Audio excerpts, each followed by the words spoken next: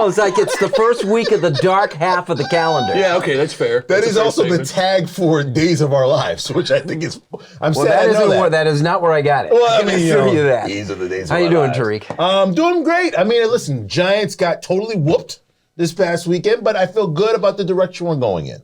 Very Buffalo. I know. There's some stuff that we'll get to in the other side. I'm in the hockey mode, if you ask. Wow. It's celebrating with. It's nice you have something to fall back on. It is nice. The Sabres are playing great, and we're celebrating with the Wayne Simmons Sabres jersey, who played a grand total of 7 games for the Sabres. So, come on. So let's deal with the NFL's Final Four. We'll put the team that's not in it on the back burner for the time being. How do you see these 4 remaining teams? Well, I mean, listen, if there's any doubt about Philadelphia, there isn't anymore, especially now going against San Francisco for the championship game. The other interesting thing about this, too, was the 49ers played very, very hard against a Dallas team that wanted to give that game away. So I find is that their bad game? Are they over it now? Will they play Philadelphia a little bit harder? That's going to be interesting. I think there were a lot of questions about whether or not you're going to have a starting quarterback for Kansas City, Patrick Mahomes, healthy to play in this game, because from what I saw from the Bengals, that front four is going to be running after him hard with that ankle. So there's a lot of questions going in there, but Philadelphia cleared up a lot of concerns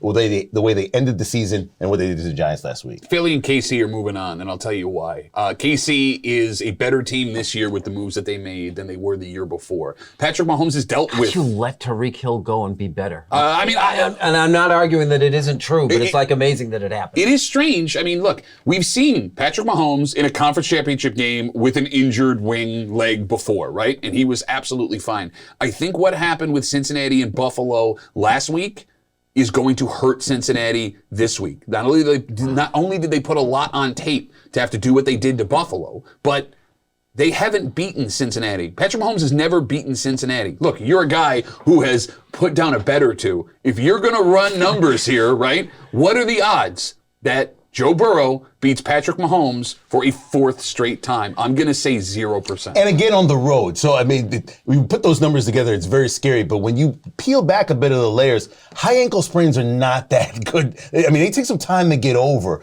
If he wins this game, he will have those 2 weeks to rest it and then be ready for the Super Bowl. But this is going to be a lot of pressure. They're going to be chasing Mahomes the entire game. And they're not better until they get to the Super Bowl without Tariq Hill. I'm so on the same page with you. The whole idea that, and we were talking 2 weeks ago about the tough road that the second or third seed was going to have to go through both, for Cincinnati's case, Buffalo and Kansas City.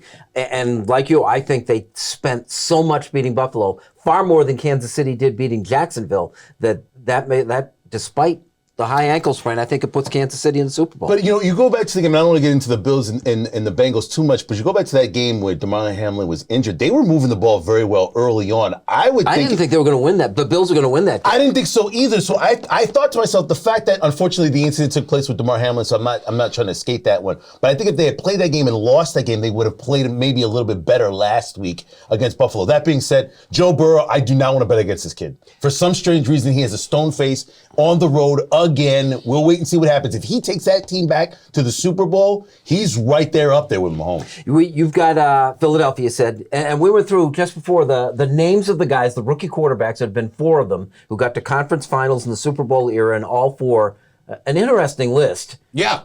All 4 of them lost, and Purdy is the least accomplished now as being the 5th. So the 4 that you brought up, what was it? Joe Flacco, Sean King, Ben Roethlisberger, Mark Sanchez. Yeah. All 4 of them were first-round picks. This guy is literally Brock Purdy, the opposite of that. He was a pick away from not being a pick at all. Maybe that makes for a better situation in all sincerity. Look, that 49ers team, although I believe Philly pulls this game out, I wouldn't be shocked if they did it. It's a turnkey. Oh, they're so good. They're turnkey. Who I could go play quarterback for that offense. And try me. Look, I'm available this weekend. Call me if you need me. Well, then you got to be taking San Francisco. I think Philly is a dominant team on both sides of the ball. I think that Philly has an explosion that the 49ers don't, and even if they keep it close, there's going to be a play or two that Philly makes it San Francisco doesn't. I think it's going to be interesting. Purdy's, is he riding this magic dust all the way to the Super Bowl? Wait and see what happens. That'll be a great story. But Jalen Hurts, give some credit here. That's not a drug reference. Well, no. Well, I will say this. Let's clear that up. Well, yeah, I will say this. I think with Jalen Hurts, there's newfound respect for this kid from what happened in Alabama to where he got drafted for the